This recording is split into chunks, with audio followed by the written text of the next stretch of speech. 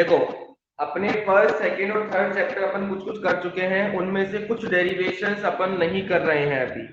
वो इसलिए नहीं कर रहे हैं क्योंकि अभी सिलेबस का कोई कंफर्म नहीं है, सिलेबस कितना चेंज होगा या फिर क्या चेंज होगा।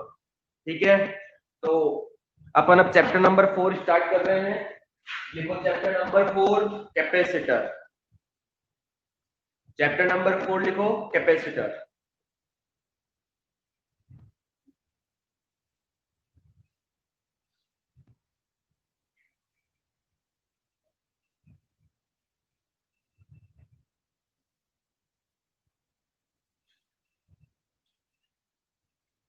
देखो, कैपेसिटर जो है वो क्या है क्या नहीं है वो अपन डिस्कस करें।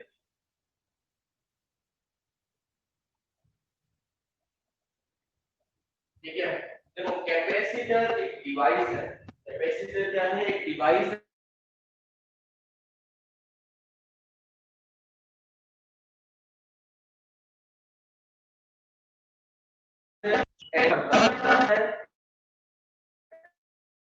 कैपेसिटर क्या एक डिवाइस है जो एनर्जी स्टोर करता है in form of electric field line. देखो इलेक्ट्रिक फील्ड लाइंस क्या होती है? जो इलेक्ट्रिक फील्ड अपने पास पहले से अपन ने पढ़ रखी है, इलेक्ट्रिक फील्ड लाइंस एक इमेजिनरी पाथ होता है, और उस पाथ की जो लाइंस होती है उनको बोलते हैं, जिस रास्ते से अपना चार्ज जा रहा होता है उस रास्ते को अपन बोलते हैं इलेक्ट्रिक फील्ड लाइंस। तो बेसिकली कैपेसिटर जो है वो एक एनर्जी स्टोरिंग डिवाइस है। कौन सा डिवाइस है? एनर्जी स्टोरिंग डिवाइस है जो एनर्जी को स्टोर करता है in form of electric field lines. किस फॉर्म में स्टोर करता है? इलेक्ट्रिक फील्ड लाइंस के फॉर्म में स्टोर करता है। अब वो जो एनर्जी स्टोर करेगा वो इलेक्ट्रिक फील्ड लाइंस फॉर्म में स्टोर करेगा। यानी कैपेसिटर एक डिवाइस है अपने पास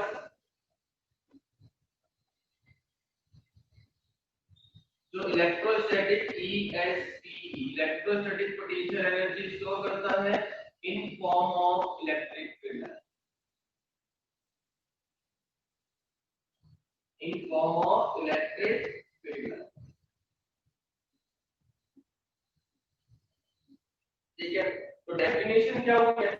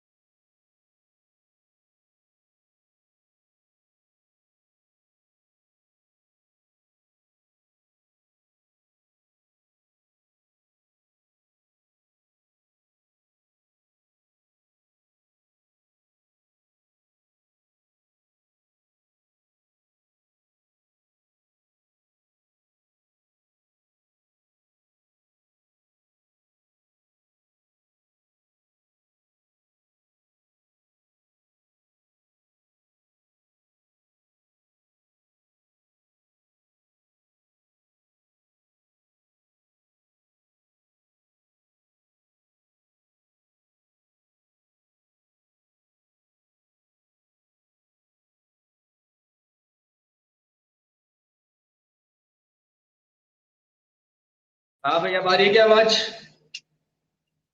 आ रही है अब?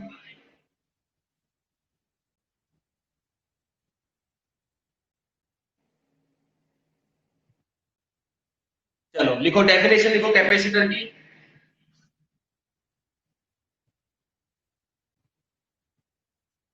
कैपेसिटर लिखो, it is energy store device. लिख लिया? तो कैपेसिटर क्या करता है? इंस्टेंट एनर्जी देता है। कैपेसिटर क्या करता है? इंस्टेंट एनर्जी देता है किसी भी डिवाइस को। ठीक है। अब इंस्टेंट एनर्जी का मतलब क्या है? अपने घर के अंदर जो ये होते हैं, अपने घर के अंदर कैपेसिटर्स, बेसिकली कंडेंसर्स जो होते हैं वही कैपेसिटर होते हैं। ठीक है। अब ये क्या करते हैं कैपेसिटर? मान लो मेरा कोई भी फैन है, ठीक है, उस फैन को स्टार्ट करने के लिए मेरे को बहुत ज्यादा एनर्जी की रिक्वायरमेंट होती है। ये चीज समझ के चलना, अपने घर में जितने भी फैंस हैं उन सब फैंस के अंदर मेरे को एनर्जी की रिक्वायरमेंट बहुत ज्यादा होती है। अब एनर्जी की रिक्वायरमेंट जितनी ज्यादा होगी, अब मेरे घर में जो लाइट आ रही है 220 वोल्ट, उससे फैन नहीं चलता है। अगर चलेगा भी तो बहुत कम स्पीड से चलेगा। तो मैंने क्या किया है, कैपेसिटर लगा दिया। तो कैपेसिटर क्या करता है? बहुत कम टाइम के अंदर, कैपेसिटर बहुत कम टाइम के अंदर एनर्जी को स्टोर कर लेता है। अब जैसे लाइट आई, एनर्जी स्टोर करी उसने, और एट इंस्टेंट पर जैसे एनर्जी स्टोर हुई तो वो सडनली सर्किट को, यानी कैपेसिटर, जो पंखा और जो फैन होंगे उन सबको एनर्जी दे देगा। तो कैपेसिटी जो अपना फैन है उसके पास एनर्जी लाइट से जो आ रही थी और जो कैपेसिटर दे रहा था दोनों से आ रही है, तो एनर्जी ज्यादा मिली, और एनर्जी ज्यादा मिली तो अपना फैन स्टार्ट हो गया। और फिर स्टार्ट हो जाएगा, फिर उसके बाद वो स्पीड, अच्छी स्पीड से चलेगा। ये कई बार तुमने देखा होगा अपने घरों के अंदर जो फैंस होते हैं, उन फैंस में क्या होता है, कंडेंसर खराब हो जाता है तो वो इसकी स्पीड स्लो हो जाती है। अब स्पीड अगर स्लो हो गई तो इसका मतलब क्या है? स्पीड अगर स्लो हो गई इसका मतलब ये है कि उसका कंडेंसर खराब हो गया। ठीक है। तो कंडेंसर मतलब कैपेसिटर। ठीक है। तो कैपेसिटर क्या होता है? एक डिवाइस कह सकते हो हम उसको, जो इंस्टेंट एनर्जी अपन को देता है। ठीक है। ये सब अपनी भाषा में लिख लो फटाफट से, कैपेसिटर क्या है।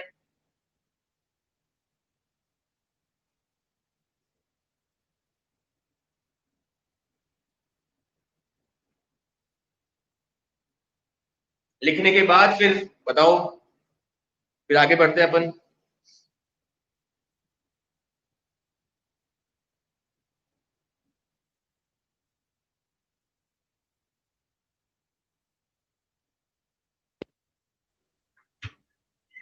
Yes good morning. Abhishek. Yes sir. Good morning, लिख लिया क्या? Yes sir. बोर्ड दिख रहा है सही, क्लियर? यस सर, पहले से क्लियर दिख रहा है। ठीक है।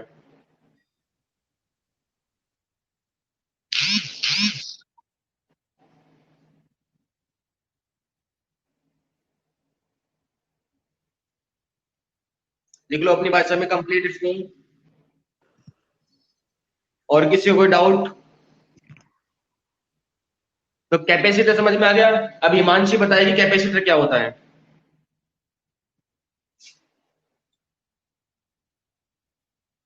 हिमांशी बताओ कैपेसिटर की डेफिनेशन के बारे में, तुम बताओ कैपेसिटर क्या है, ये बताओ।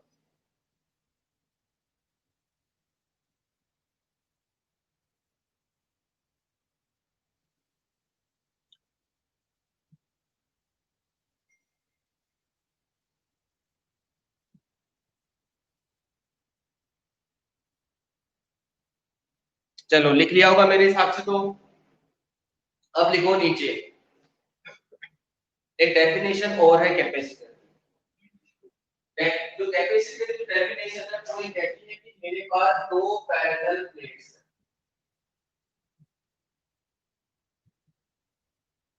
कैपेसिटर की जो प्लेट्स हैं वो मेरे को ये कहती है कि मेरे पास कितनी प्लेट्स हैं? दो पैरेलल प्लेट्स हैं, और इन पैरेलल प्लेट्स के ऊपर एक के ऊपर प्लस की चार्ज है और एक के ऊपर माइनस की चार्ज है, डिस्टेंस है d। ठीक है, ये है अपनी प्लेट्स। ठीक है। तो कैपेसिटर के अंदर जो इसका डायग्राम है, उस डायग्राम के हिसाब से अगर मैं बात करूं तो कैपेसिटर का ये अरेंजमेंट है, it is an arrangement of two parallel plates. It is an arrangement of two parallel plates. इन दो प्लेट्स है, इनका क्या है? ये अरेंजमेंट है। इन दोनों प्लेट्स के अरेंजमेंट को अपन बोलते हैं कैपेसिटर। एक पे प्लस की चार्ज होना चाहिए, एक पे माइनस की चार्ज होना चाहिए, डिस्टेंस होनी चाहिए डी डिस्टेंस होनी चाहिए। कितनी डिस्टेंस होनी चाहिए? D distance. तो इसकी डेफिनेशन और बन के आती है अपने पास, और वो डेफिनेशन बनती है इसके डायग्राम से। ठीक है, चलो इस डायग्राम की डेफिनेशन के हिसाब से हम डेफिनेशन लिखते हैं। देखो definition, it is an arrangement of it is an arrangement of it is an arrangement of two parallel plates having same magnitude having same magnitude having same magnitude but opposite polarity but opposite polarity separated at separated at separated at very small distance separated at very small distance. This arrangement this arrangement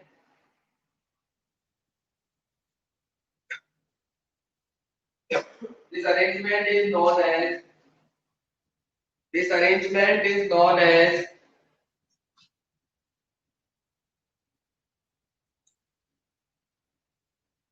capacitance. This arrangement is known as capacitance.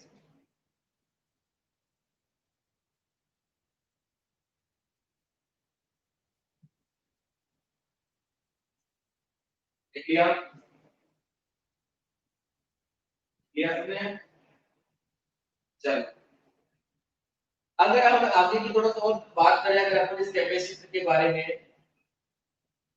ये जो दो plates हैं, ये वाली और एक ये वाली, एक प्लस क्यू प्लेट है और एक कौन सी प्लेट है, माइनस क्यू प्लेट है। अब मैं इनको प्लेट्स बोल रहा हूँ, क्या बोल रहा हूँ, प्लेट्स।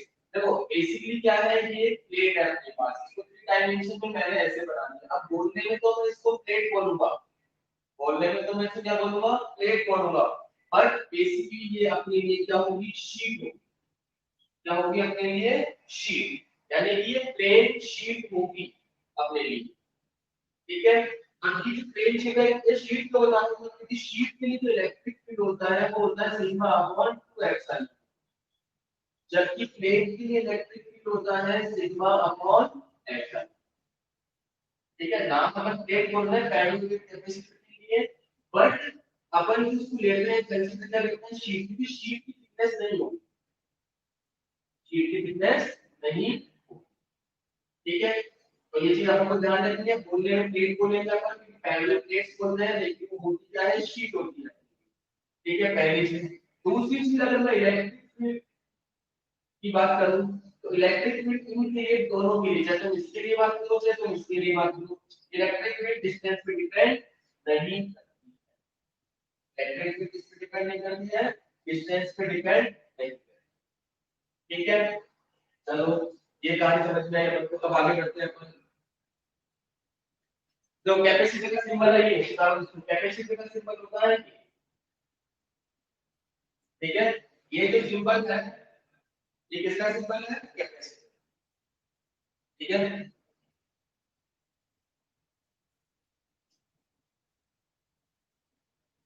बता दिया आपको।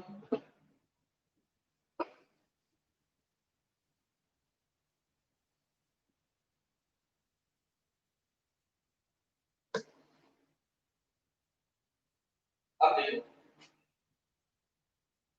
मेरे पास ये प्लेट्स है, इसके ऊपर एक प्लस क्यू चार्ज है और इसके ऊपर ये माइनस क्यू चार्ज है। तो बहुत पहले पढ़ चुके हैं कि चार्ज के लिए पोटेंशियल होता है और इसका भी क्या होगा, पोटेंशियल होगा। अब ये प्लस क्यू का पोटेंशियल माइनस क्यू का पोटेंशियल, इन दोनों के बीच में क्या होगा, v क्या होगा, पोटेंशियल डिफरेंस। क्या होगा, पोटेंशियल। ठीक है, अभी जो पोटेंशियल डिफरेंस है अपने पास, इसको बोलेंगे अपन अपने वोल्टेज। क्या बोलेंगे इसको, ठीक है। अब अगर इस बैटरी को बैटरी को चार्ज मैंने कहां से दिया, तो इसका कैपेसिटर को चार्ज कहां से दिया, तो अपन ने जो चार्ज दिया है वो किससे दिया है, बैटरी से दिया, इससे दिया अपन ने बैटरी से। तो प्रैक्टिकली मैंने देखा कि Q is directly proportional V। अगर मैं V को इंक्रीज करूंगा तो मेरा Q भी क्या होगा, increase. Q proportional V, Q is equal to, यहां से कांस्टेंट आया C, और what is C, C is capacitance of a capacitor. और बेसिक जो चीज होता है वो होती है कैपेसिटी। ये क्या होती है? कैपेसिटी। ठीक है, ये क्या हो गया आपकी कैपेसिटी।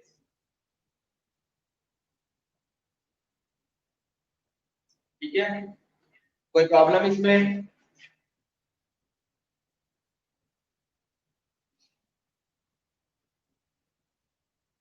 ये यहाँ पे सी है।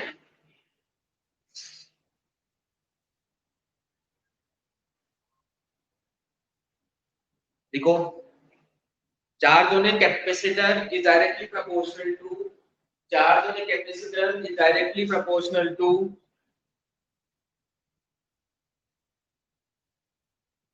directly proportional to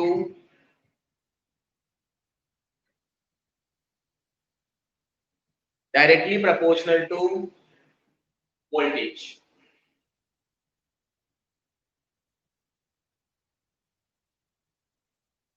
अभी लिख लो फटाफट से।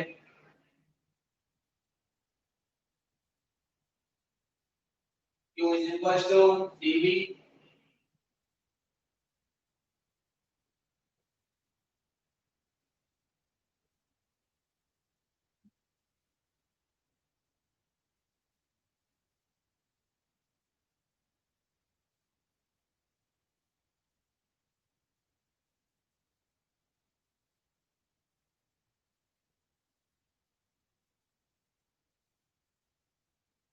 और C लिख लेना।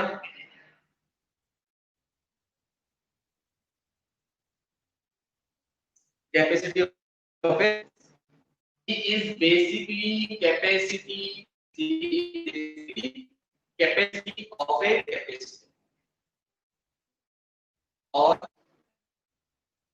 लिख लो capacity, लिखो के बारे में, capacity to hold the charge, capacity to hold the charge, capacity to hold the charge।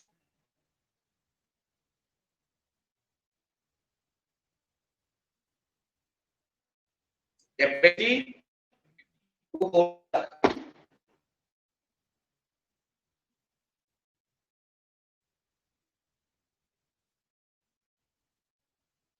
ठीक है,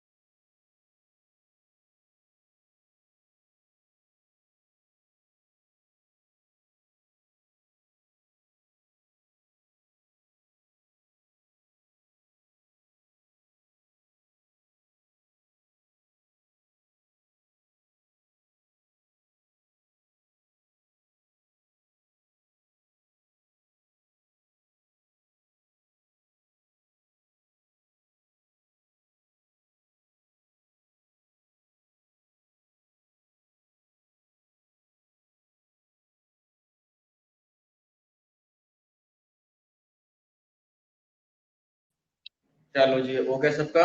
चलो ठीक है, अब देखो,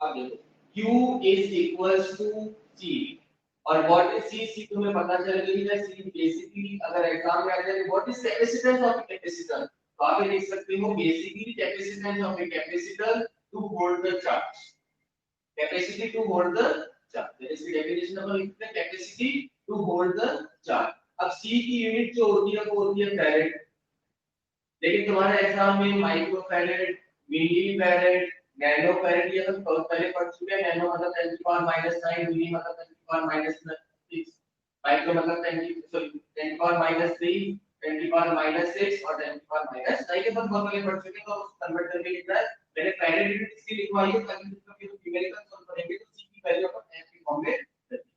अब जो सी है वो डिपेंड नहीं करता है, अब तुम्हें फॉर्मूले से दिख रहा होगा कि सी क्यू और बी पे डिपेंड करता है, लेकिन सी वास्तव में does not depend, C depend नहीं करता है, C does not depend on Q and B. C किस पे डिपेंड नहीं करता है, ये नोट वाली बात है, इंपॉर्टेंट। सी किस पे डिपेंड नहीं करता है, क्यू और बी पे डिपेंड नहीं करता। जैसे मान लो मेरे पास एक कैपेसिटर था, फॉर एग्जांपल कैपेसिटर था 50 का, अब चार्ज था इसका इस पे 10, अब मैं क्या करता हूं, कैपेसिटेंस सी कितना होगा अगर मैं चार्ज को 40 कर दूं। और क्या है क्वेश्चन कि कैपेसिटर है सी, उसका जो है वो 50 फैरेड है, उसके ऊपर चार्ज 10 है। अब मैं इस कैपेसिटर को क्या कर रहा हूं, चार्ज को डबल कर रहा हूं, क्यू को मैं 2 मतलब 4 टाइम्स कर दिया मैंने, क्यू को मैंने क्या कर दिया 4 कर दिया, यानी 4 गुना मैंने बढ़ा दिया। अब 4 गुना मैंने बढ़ा दिया तो इसका मतलब सी चेंज होगा या नहीं होगा ये बात।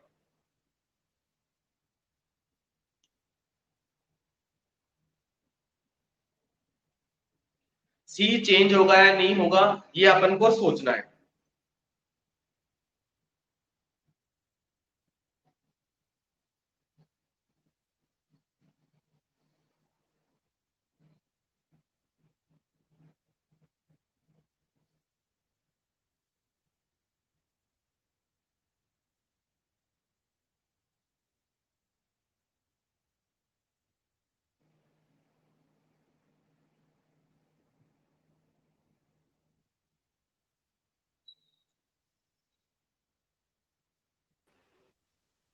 यस अनिल तुम बताओ कि सी चेंज होगा कि नहीं होगा। Yes sir.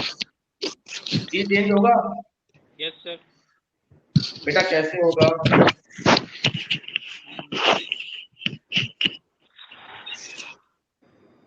हिमांशी तुम बताओ।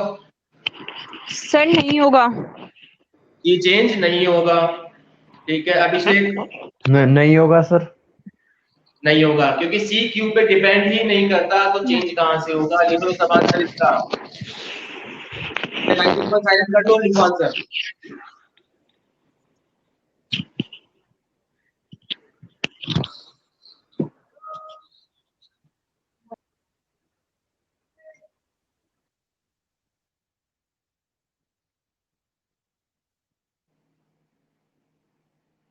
तो फिर बात ये आती है अब आगे की, सी डिपेंड किस पे करता है, सी डिपेंड किस पे करता है, ये बात अपने पास आती है कि सी डिपेंड किस पे करेगा।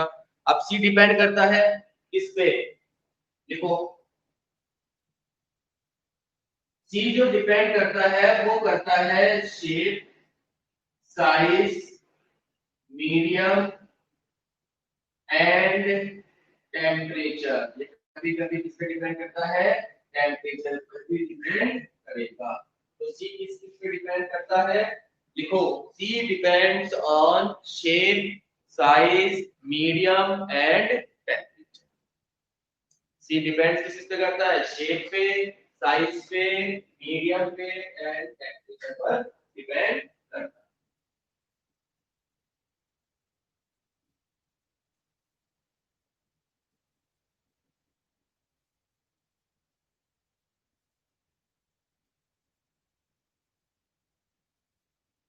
Shape, size, medium and temperature पे डिपेंड करेगा।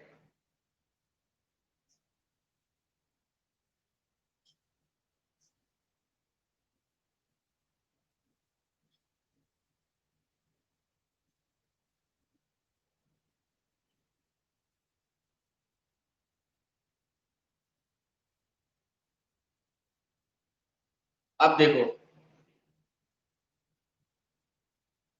अब लिखो फटाफट नीचे, combination series, combination of capacitors, फटाफट से लिखो combination of capacitors. There are two types of combination, series combination and parallel combination. There are two types of combination. First लिखो series combination, second लिखो parallel combination. First लिखो series combination, second लिखो parallel combination. Series combination और second क्या लिखोगे? Parallel combination. अब again लिखो series combination.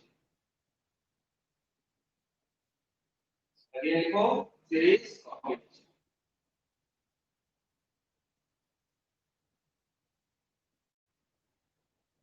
Again लिखो series combination.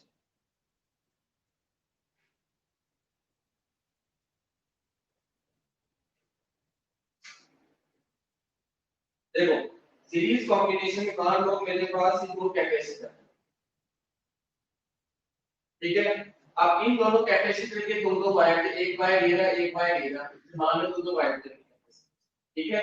अब अगर इन दोनों के वायर्स आपस में डायरेक्टली कनेक्ट हो, आपस में कनेक्ट हो, डायरेक्टली कनेक्ट हो, और ये वायर कहीं भी जाए, ये वायर दोनों कहीं भी जाए कोई मतलब नहीं है। ये दोनों वायर्स अगर डायरेक्टली आपस में कनेक्ट हो और दोनों वायर्स कहीं भी जाए,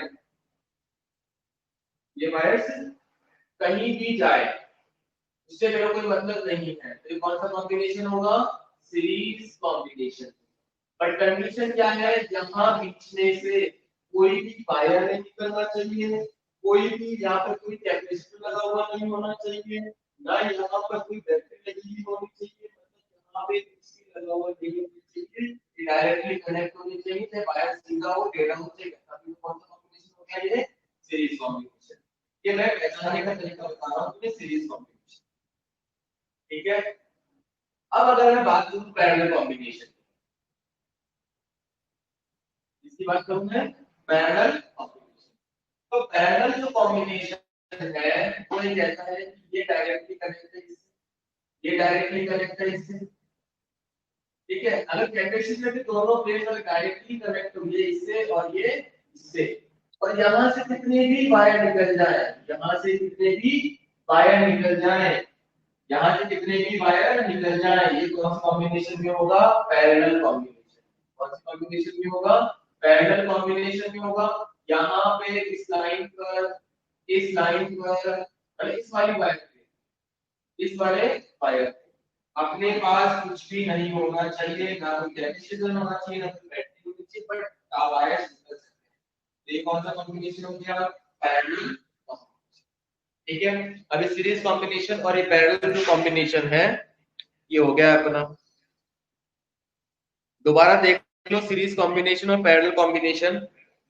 अगर वायर डायरेक्टली कनेक्टेड हो, वायर अगर डायरेक्टली कनेक्टेड हो तो सीरीज कॉम्बिनेशन, और अगर ऐसे पैरेलल में कनेक्टेड हो तो पैरेलल कॉम्बिनेशन, ठीक है। अब इसको अपनी भाषा में लिख लो और जिसको डाउट हो वो बताओ।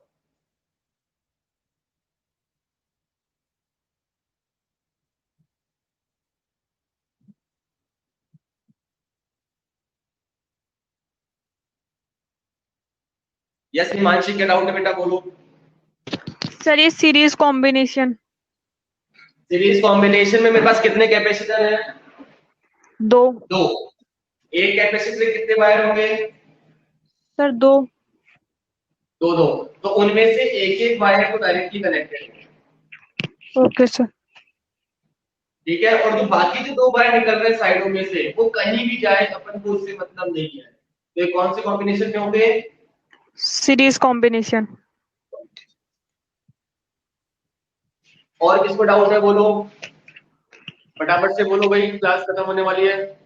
सर जो पैरेलल कॉम्बिनेशन होता है, जो उसके जो वायर होते हैं उनका भी पता नहीं होता ना कि वो कहाँ पे जाएंगे। हाँ, वो कहीं भी जाए उससे मतलब नहीं है, बट वो जो लाइट जो गोले बनाया ना मैंने, उसमें कोई कैपेसिटर और कोई बैटरी या कोई कुछ नहीं होना चाहिए। Okay sir.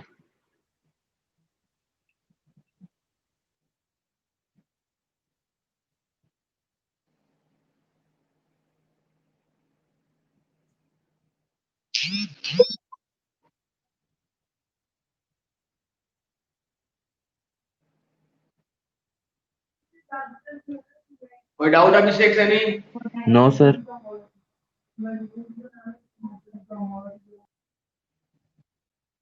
किसी को डाउट हो तो मैसेज कर दो।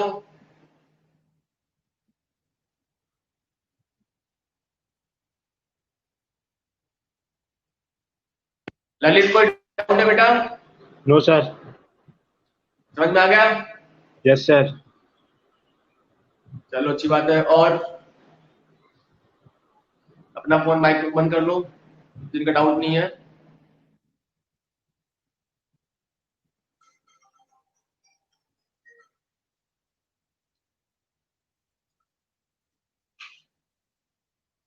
देखो अब फटाफट से मेरे को लास्ट में बता दो, एक लास्ट क्वेश्चन पूछ रहा हूँ इसी के ऊपर, बेस के ऊपर, 100 रुपए का कैश नाम है उसके ऊपर।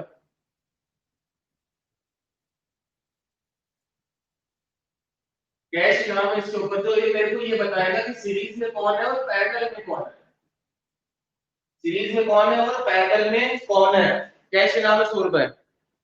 बताओ फटाफट से बता दो, सीरीज में कौन है पैरेलल में कौन है। सबका नाम दे दिया मैंने।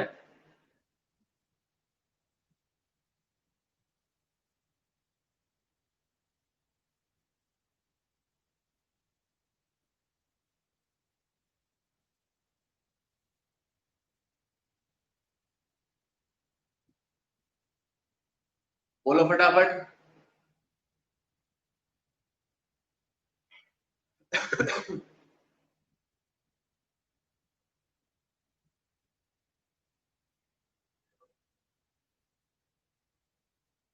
मैसेज कर दो किसका किसको आंसर बताया।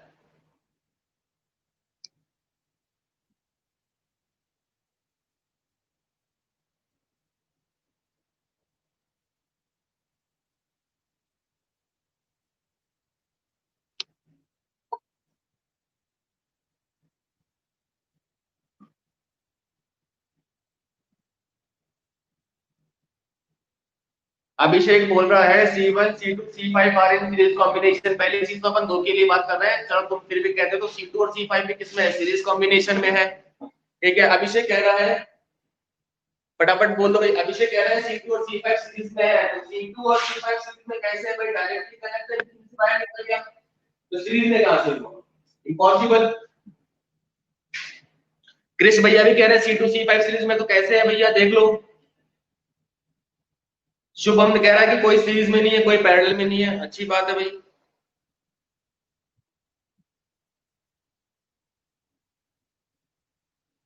और किसी के मन में कुछ ख्याल आ रहे हो।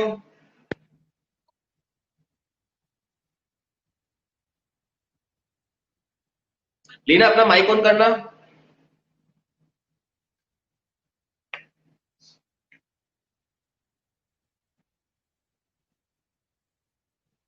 और कौन बोल रहा है अभिषेक से no series no parallel. C3 और C4 में पैरेलल में कैसे होंगे क्रिश, C3 और C4 पैरेलल में कैसे होंगे। C3 और C4 इधर से डायरेक्टली कनेक्ट तो है, इधर से कनेक्ट नहीं है, कैसे बताएगा हम, ये भी नहीं होगा।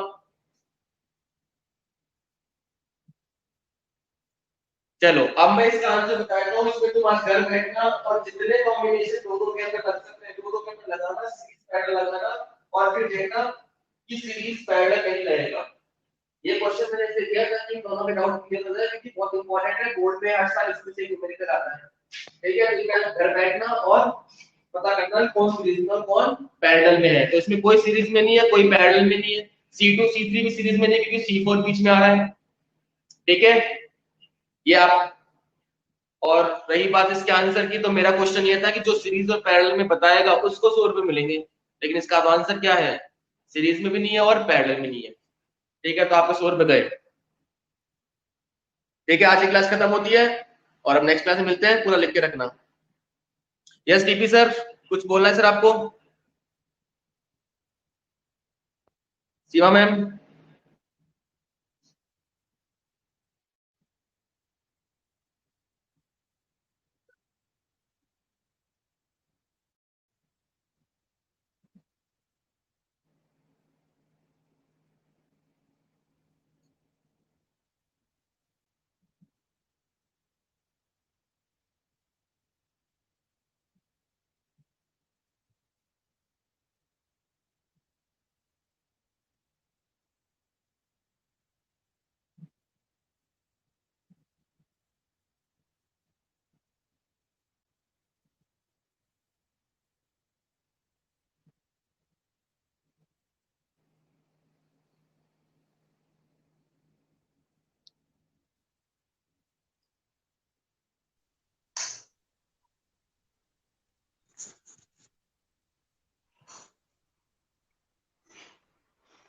Good morning ma'am. Yes, sir. Good morning, sir.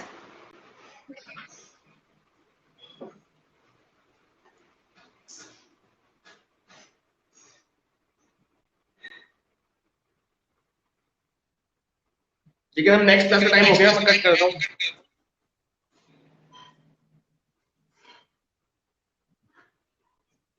Sir, be louder. कुछ